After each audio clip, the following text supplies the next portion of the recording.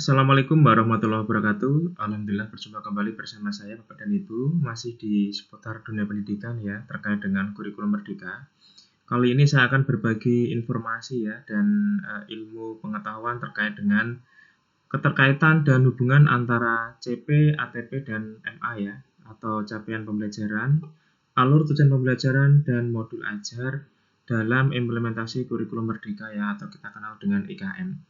Sebelumnya saya ucapkan terima kasih kepada Bapak dan Ibu yang telah setia bersama saya ya di channel Channel Juwana. Silahkan Bapak dan Ibu yang belum subscribe dan klik loncengnya bisa diklik ya agar tidak ketinggalan informasi terbaru dari saya seputar dunia pendidikan.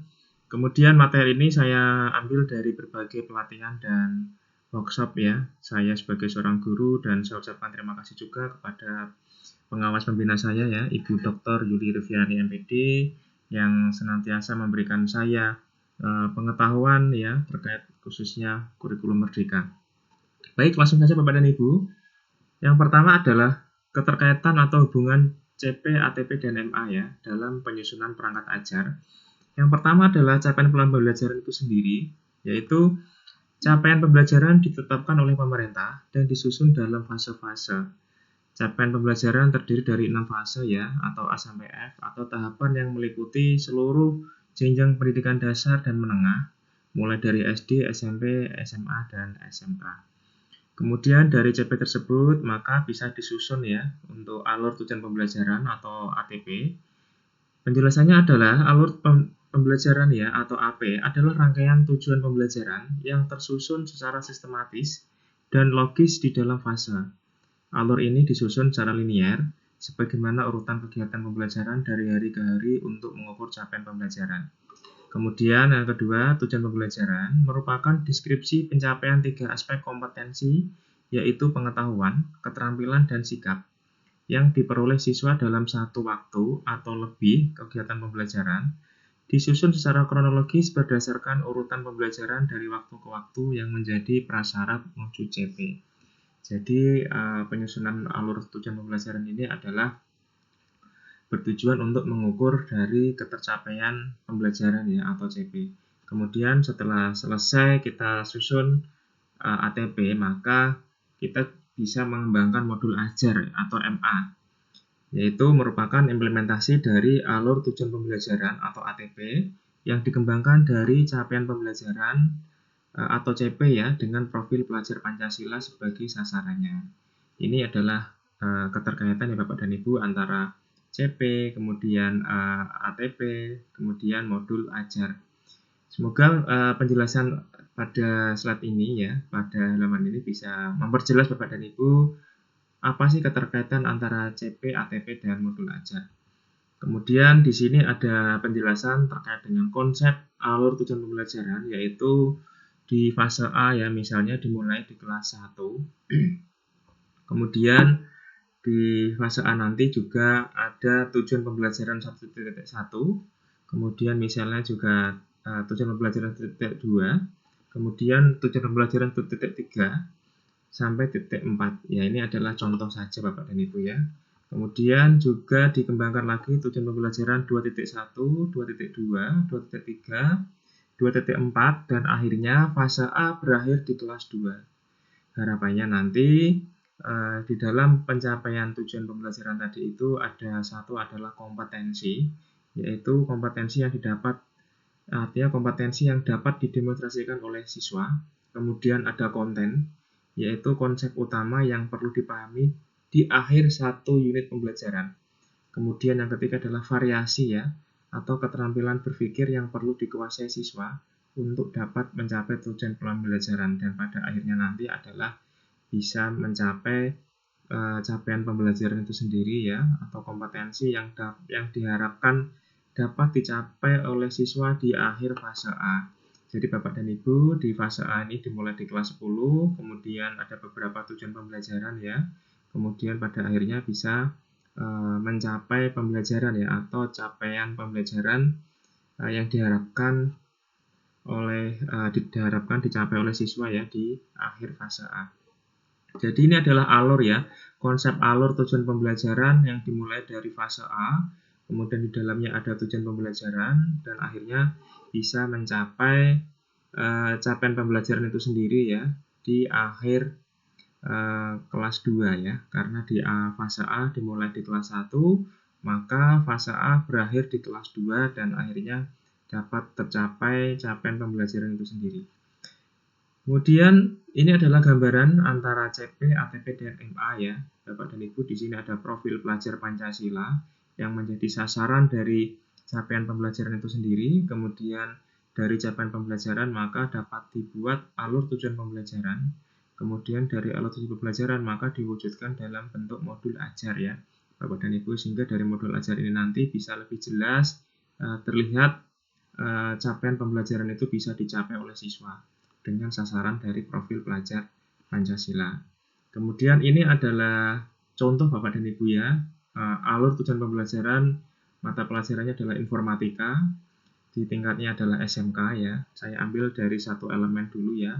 Sebetulnya ini lebih dari satu elemen, tapi ini sebagai contoh saya ambil satu elemen yaitu elemen BK yang artinya adalah berpikir komputasional. Kemudian di dalam fase E ini ya, karena di SMK kelas 10, fase E, CP-nya adalah ini ya, peserta didik mampu menerapkan strategi algoritmik standar pada kehidupan sehari-hari maupun implementasinya dalam sistem komputer untuk menghasilkan beberapa solusi persoalan dengan data diskrit bervolume besar. Kemudian dari CP ini saya turunkan ke kompetensi ya, ini saya ada 4 kompetensi. Kemudian dari kompetensi tadi maka bisa dicapai tujuan pembelajaran, juga ada 4 tujuan pembelajaran.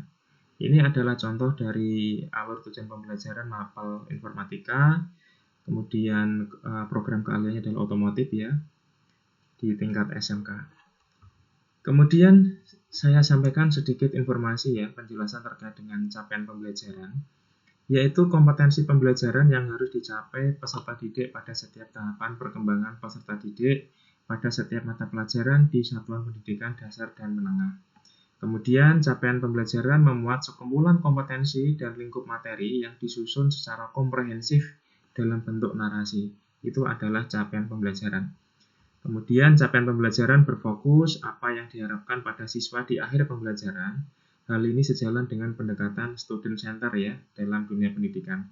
Kemudian capaian pembelajaran memiliki tujuan yaitu menunjukkan kemajuan belajar yang digambarkan secara vertikal dari satu tingkat ke tingkat yang lain, serta didokumentasikan dalam bentuk kerangka kualifikasi.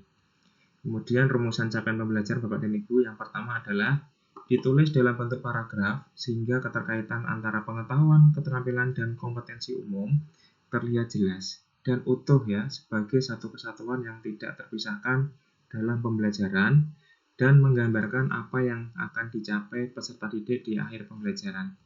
Kemudian yang kedua merupakan hasil peleburan kompetensi inti ya atau KI dan kompetensi dasar atau KD yang kita kenal pada kurikulum 2013. Jadi capaian pembelajaran ini adalah hasil peleburan antara KI dan KD. Kemudian yang ketiga adalah dirumuskan dalam bentuk fase-fase yang menyatakan target capaian untuk rentang waktu yang lebih panjang.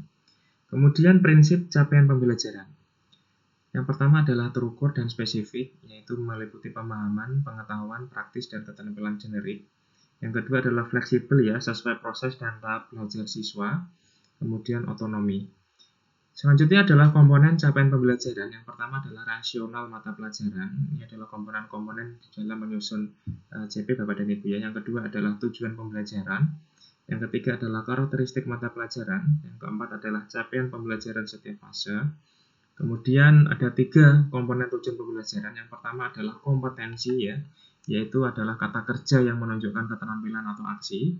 Kemudian yang kedua adalah konten, materi yang dipelajari itu sendiri. Kemudian yang ketiga adalah variasi ya, atau penggunaan keterampilan berpikir kreatif, kritis, dan tingkat tinggi. Jadi ini adalah 3 komponen yang ada di dalam tujuan pembelajaran. Kemudian saya akan sampaikan sedikit terkait dengan kriteria modul ajar Bapak dan Ibu. Yang pertama adalah esensial ya, yaitu pemahaman konsep dari setiap mata pelajaran melalui pengalaman belajar dan lintas disiplin. Kemudian yang kedua adalah menarik, bermakna dan menantang, yaitu menumbuhkan minat untuk belajar dan melibatkan peserta didik secara aktif dalam proses belajar. berhubungan dengan pengetahuan dan pengalaman yang dimiliki sebelumnya, sehingga tidak terlalu kompleks namun juga tidak terlalu mudah untuk tahap usianya. Yang ketiga adalah relevan dan kontekstual, yaitu berhubungan dengan pengetahuan dan pengalaman yang dimiliki sebelumnya dan sesuai dengan konteks di waktu dan tempat peserta didik berada. Kemudian berkesinambungan ya Bapak dan Ibu, yaitu keterkaitan alur kegiatan pembelajaran sesuai dengan fase belajar peserta didik. Kemudian saya sampaikan sedikit ya terkait dengan komponen modul ajar, yaitu guru dalam satuan pendidikan diberikan kebebasan ya untuk mengembangkan modul ajar sesuai dengan konteks lingkungan dan kebutuhan belajar peserta didik. Kemudian modul ajar dilengkapi dengan komponen yang menjadi dasar dalam penyusunan modul ajar dan kelengkapan persiapan pembelajaran. Kemudian yang ketiga, komponen modul ajar bisa ditambahkan sesuai dengan mata pelajaran yang dibutuhkan. Jadi ini adalah 3 hal yang perlu diperhatikan ya Bapak dan Ibu di dalam menyusun modul ajar ya atau MA. Kemudian ini adalah penjelasan singkat ya terkait dengan komponen modul ajar. Yang pertama adalah informasi umum. Itu nanti terdiri dari identitas sekolah, kompetensi awal, profil pelajar Pancasila, sarana prasarana, target peserta didik, dan model pembelajaran. Kemudian yang kedua adalah komponen inti ya Bapak dan Ibu, meliputi tujuan pembelajaran, pemahaman bermakna, pertanyaan pemati, persiapan pembelajaran, kegiatan pembelajaran, asesmen pengayaan dan remedial, kemudian refleksi peserta didik dan guru. Kemudian yang terakhir adalah lampiran yang terdiri dari lembar kerja peserta didik ya atau LKPD, bahan bacaan guru, dan peserta didik, glosarium, dan daftar pustaka.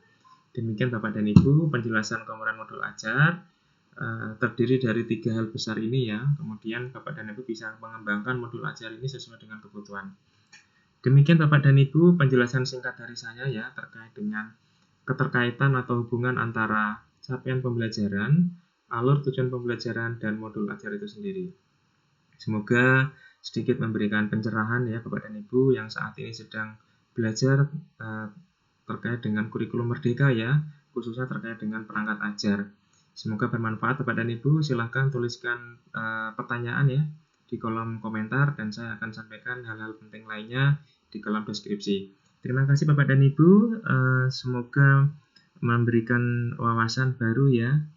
Terima kasih yang telah menonton dari awal sampai selesai. Semoga bermanfaat. Silahkan yang belum klik subscribe dan klik loncengnya bisa diklik ya, agar tidak ketinggalan materi terbaru dari saya, khususnya dalam dunia pendidikan. Dalam hal ini adalah kurikulum merdeka. Terima kasih, semoga bermanfaat. Salam merdeka belajar ya, guru bergerak Indonesia maju. Wassalamualaikum warahmatullahi wabarakatuh.